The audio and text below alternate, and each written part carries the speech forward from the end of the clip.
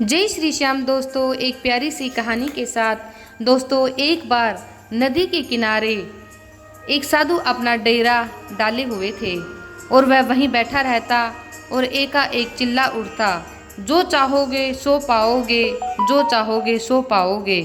वहाँ से कई लोग उस रास्ते से गुजरते थे। उसे ऐसा चिल्लाते हुए देखकर लोग उसे पागल भी समझते थे और कई लोग उस पर हंसते भी थे कि यह साधु बैठा बैठा फालतू में अपना वक्त बर्बाद करता है। जब यह ऐसी ऐसी शिक्षा देता है तो यह साधु बनकर क्यों बैठा है, ये खुद भी तो कुछ पा सकता है। लेकिन साधु पर इस बात का कोई फर्क नहीं पड़ता। वह आराम से बैठा रहता और फिर एकदम उसके मन में आता और वह फिर से चिल्लाता, जो चाहोगे सो पाओगे, जो चाहोगे सो पाओगे।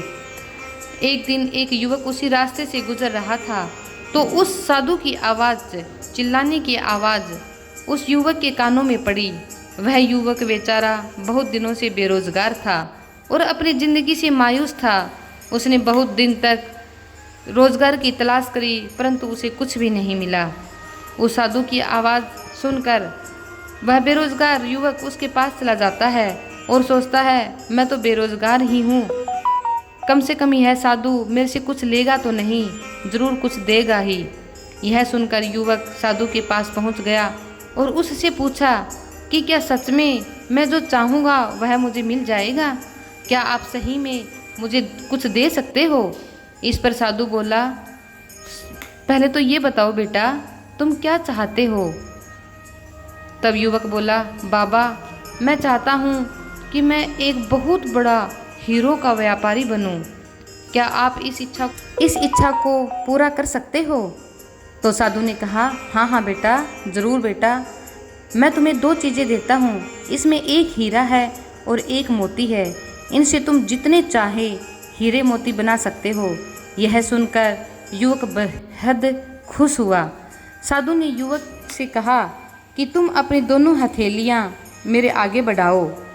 जैसा साधु ने कहा वैसा ही युवक ने किया। साधु ने युवक की पहली हथेली पर अपना हाथ रखा, फिर कहा कि यह सबसे अनमोल हीरा है, इससे तुम जितने चाहें हीरे बना सकते हो। यह हीरा समय है, इसे मुट्ठी में जकड़ कर रखना, इसे कभी भी हाथ से निकलने मत देना। फिर साधु ने युवक की दूसरी हथेली पर एक प्यारा सा मोती रखा और कहा, अगर किसी भी काम में तुम्हें समय लग रहा हो तो इस मोती को धारण कर लेना। यह मोती धैर्य है, इससे तुम जो चाहोगे वो हासिल कर पाओगे। साधु की बातें सुनकर युवक ने साधु का धन्यवाद किया और वह वहाँ से चल दिया। साधु ने उसे 2 गुरु मंत्र दिए। उसने सोच लिया था कि वो कभी भी अपना समय बर्बाद नहीं करेगा और हमेशा धैर्य से काम लेगा।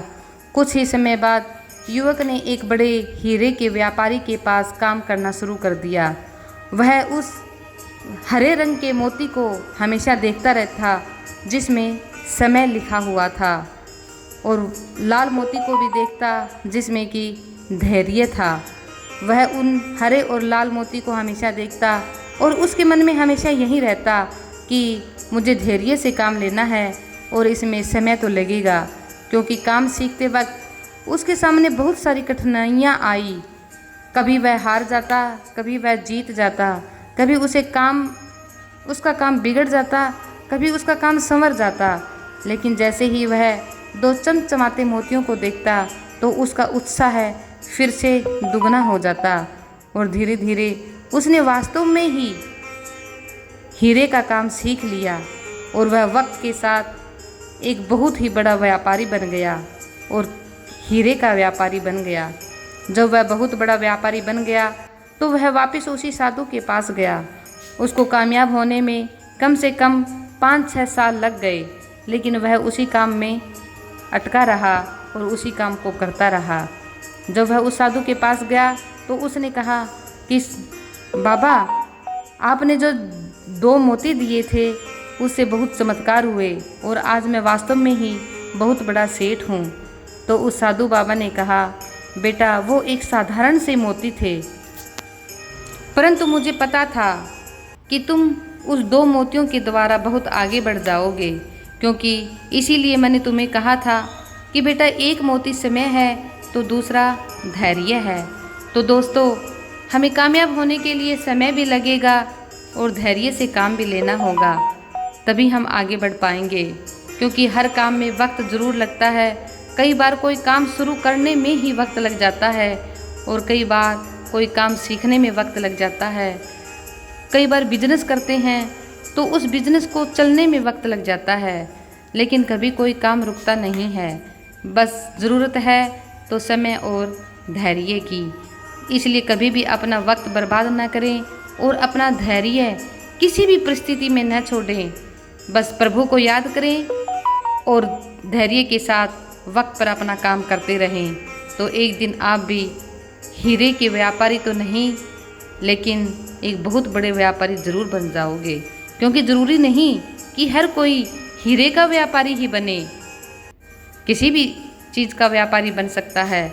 दोस्तों, कहानी पसंद आई हो तो लाइक, शेयर और सब्सक्राइब ज़रूर करें एक आने वाली मोटिवेशनल वीडियो के साथ। जय हिंद, जय भारत।